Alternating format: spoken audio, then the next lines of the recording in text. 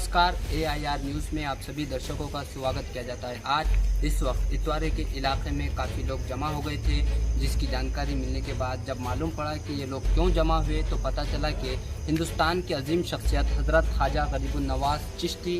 कादरी रहमतुल्लाह अलैह की शान में गुस्ताखी न्यूज़ 18 इंडिया के एंकर अमित देवगन की जानिब से की गई। जैसे ही लोगों को पता चला, लोग बढ़ते गए और लोगों ने पुलिस स्टेशन का घेराव किया। इस वक्त इतवारे के PI साहेबराव नरवाड़े और इस एरिया के DYSP धनंजय पाटिल की मौजूदगी में 295A सेक्शन के तहत मामला दर्ज किया गया है। पुलिस प्रशासन की जानिब से तमाम लोगों से ये अपील की गई कि किसी भी तरह का उल्लंघन ना करे, जो है तो इन लोगों पर गुना दाखिल किया है और उन पर कार्रवाई की जाएगी। इस तरह की मालूमात इतवारे के PI साहेबराव नरवाड़े ने AIR न्यूज़ से खुसूसी बातचीत के दौरान कही है। Bureau report, Nanded. इतनी सी पब्लिक पुलिस स्टेशन पे जमा हुई, क्या कारण था, क्यों जमा हुई थी? फिर्यादी साबिर चाऊस, नासिर चाऊस यांनी पोलीस स्टेशनला येऊन तक्रार दिली की हजरत ख्वाजा मोइनुद्दीन चिश्ती यांना लुटेरा व डाकू म्हणून धार्मिक भावना दुखवल्या प्रकरणी 18 इंडियाचा अँकर अमित देवगन याच्यावर गुन्हा दाखल करण्यात आलेला आहे। या न्यूज चॅनलवर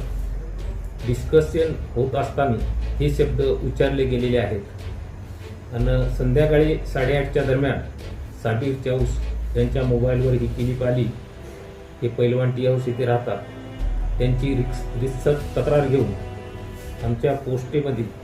गुन्हा दाखल करण्यात आलेला आहे। याचा तपास PSI काळे साहेब करत आहे। सर, कौन कौन सी धारा के तहत इन पे गुना दाखिल किया गया है? IPC 295 व भादवी प्रमाणे गुन्हा दाखल करण्यात आलेला है। और अभी पब्लिक के अंदर जो एक नाराज़गी पाई जा रही है और पब्लिक यहाँ पर जमा है, तो ऐसे सिचुएशन में क्या कहना चाहेंगे? जो पब्लिक की तकरार थी उसके ऊपर हमने गुना दाखिल किया है और हम इंक्वायरी करके सब ये गुने का निपटारा करेंगे। पब्लिक से यही बोलेंगे कि जो भी अपनी धार्मिक भावना थी उसकी हमने कदर की और हमने गुना रजिस्टर किया, तो अब हम पब्लिक से यही रिक्वेस्ट करते हैं कि आप शांति से घर जाइए, हम अपना तपास कर रहे हैं। आज न्यूज़ 18 इंडिया न्यूज़ चैनल के एंकर आमिश देवगन ने आज एक डिबेट रखा था, जिसके अंदर शहंशाह हिंदुस्तान ख्वाजा गरीबुन नवाज चिश्ती रहमतुल्लाह अलैह के ताल्लुक से बेहुरमती की गुस्ताखी, उनके शान में गुस्ताखी गई, जिसकी वजह से आज शहर के अंदर तनावपूर्ण माहौल हो चुका था। तो शहर नांदेड़ कुलीन मजलिस इत्तेहादुल मुस्लिमीन के शहर ज़िला सदर अली जनाब साबिर चाऊस साहब ने इतवारा पुलिस स्टेशन के अंदर आकर अमीश देवगन ये एंकर के ऊपर सेक्शन 295A के तहत यहाँ पर FIR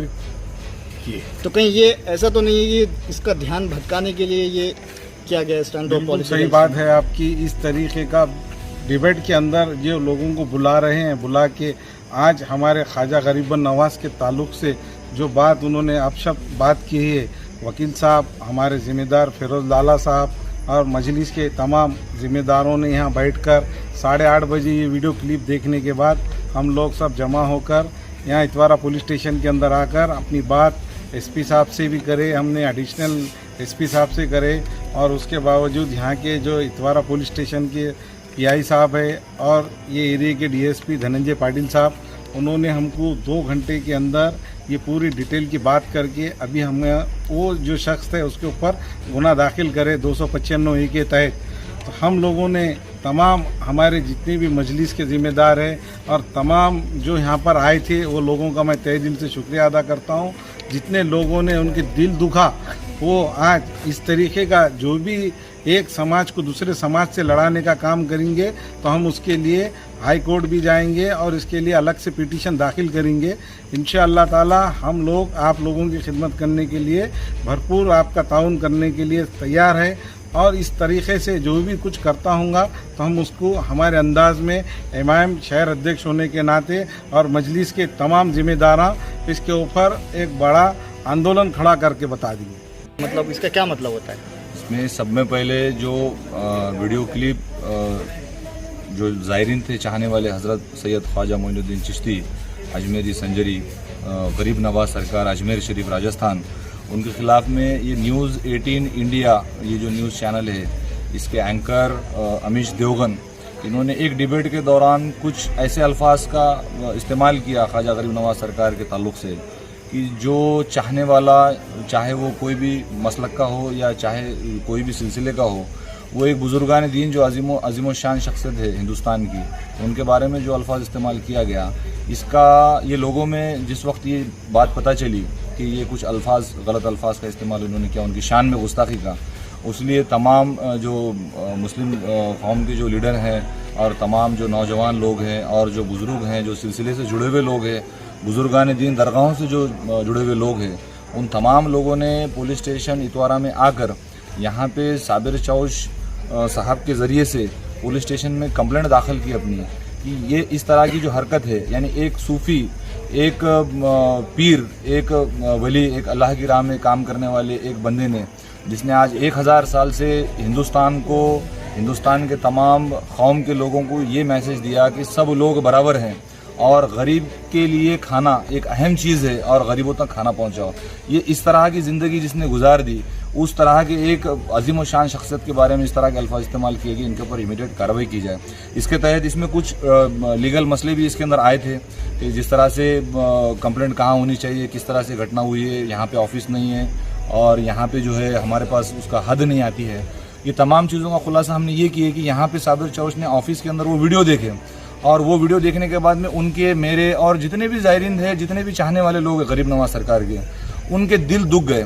ये चीज़ पीआई साहब के सामने रखने के बाद में पीआई साहब ने भी टेक्निकल चीज़ के ऊपर डीवाईएसपी साहब से उन्होंने, धनंजय पाटिल साहब से उन्होंने राय मशवरा किया।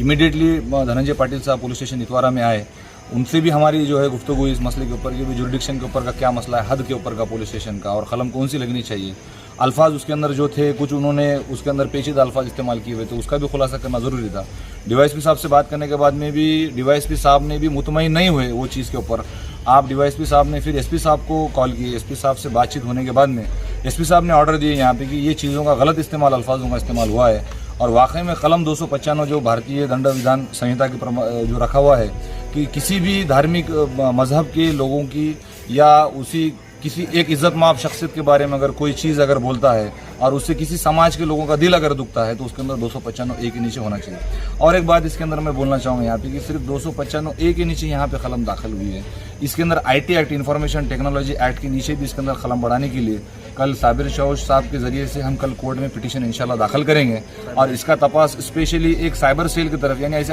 ये हाल के दिनों में ऐसे कुछ घटनाएं देखी गई हैं कि ख़ास ग्रुप, ख़ास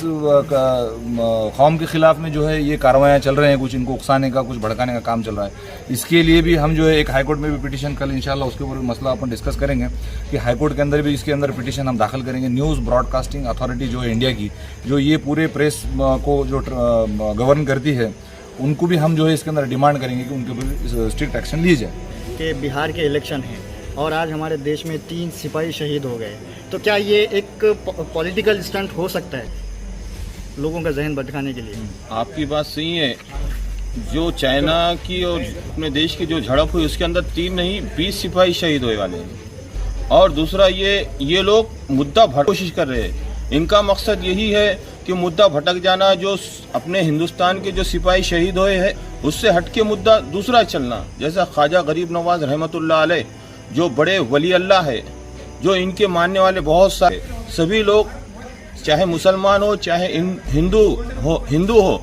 कोई भी समाज के रहने वाले ख्वाजा गरीब नवाज रहमतुल्लाह अलैह को उन्होंने हर शख्स मानता है, उनकी इज्जत करता है। कई लोग हिंदू समाज के, दूसरे समाज के लोग दरगाह पे जाते हैं, उनको मानते हैं, उनसे मांगते हैं। तो ये उनका मकसद यही है कि ये मुद्दा भटकाया। एफआईआर दर्ज हुई, उस पर किस तरह की सज़ा की मांग चाहते हैं? भाई हमारी यही मांगनी है, जो 295 ए के तहत जो गुनाह दाखिल हुआ उसको अटक करे, उसके ऊपर कार्रवाई करे और जो न्यूज़ 18 जो चैनल है उसको पाबंद करे, उसको बाइकआउट करे और उसके ऊपर कार्रवाई करे और बंद करना चाहिए ऐसे चैनलों को जो फसाद फैला रहे हैं देश के अंदर।